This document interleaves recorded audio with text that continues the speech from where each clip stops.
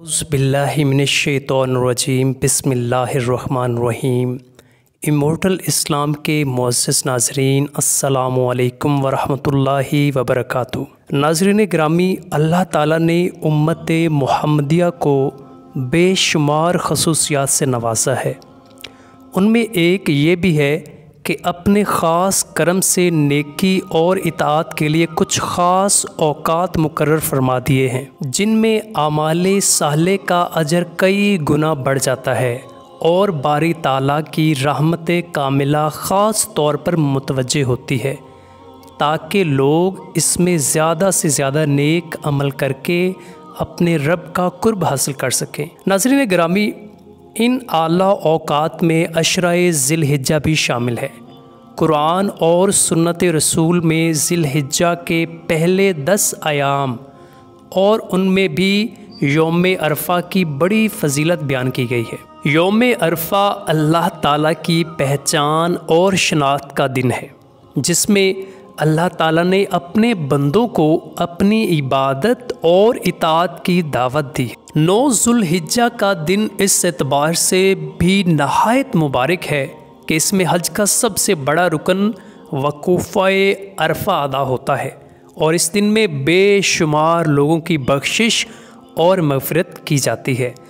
اللہ تعالیٰ نے اس دن کی روزے کی عظیم و شان فضیلت مقرر کر کے سب کو اس دن کی فضیلت سے فیضیاب ہونے کا موقع عنایت فرمایا ہے۔ پیارے ناظرین، عرفہ ایک مخصوص جگہ کا نام ہے۔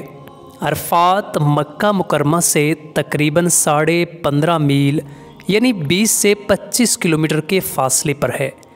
یہ ایک وسیع میدان ہے جو اپنی تینوں جانب پہاڑیوں سے گھرا ہوا ہے۔ اس کے درمیان میں شمالی جانب جبل رحمت ہے۔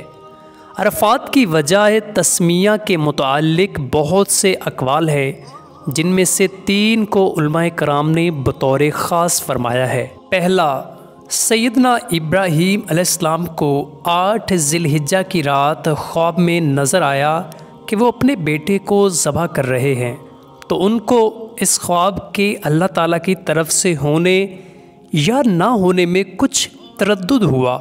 پھر 9 ذی الحجہ کو دوبارہ یہی خواب نظر آیا تو ان کو یقین ہو گیا کہ یہ خواب اللہ تعالیٰ کی طرف سے ہی ہے۔ چونکہ سیدنا ابراہیم علیہ السلام کو یہ معرفت اور یقین 9 ذی الحجہ کو حاصل ہوا تھا، اس وجہ سے 9 ذی الحجہ کو یوم عرفہ کہتے ہیں۔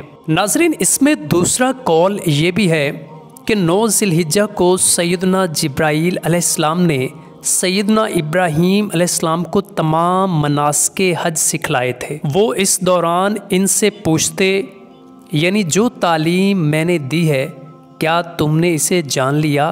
ابراہیم علیہ السلام نے جواب میں کہا، ہاں میں نے جان لیا۔ اور آخر کار دونوں کے سوال و جواب میں اس کلمے کا استعمال اس جگہ کی وجہ تسمیہ بن گیا۔ اس میں تیسرا قول یہ ہے کہ سیدنا آدم علیہ السلام اور حوا جنت سے اتر کر اس دنیا میں آئے تو وہ دونوں سب سے پہلے اسی جگہ ملے۔ اس تعارف کی مناسبت سے اس کا نام عرفہ پڑ گیا اور یہ جگہ عرفات کہلائی۔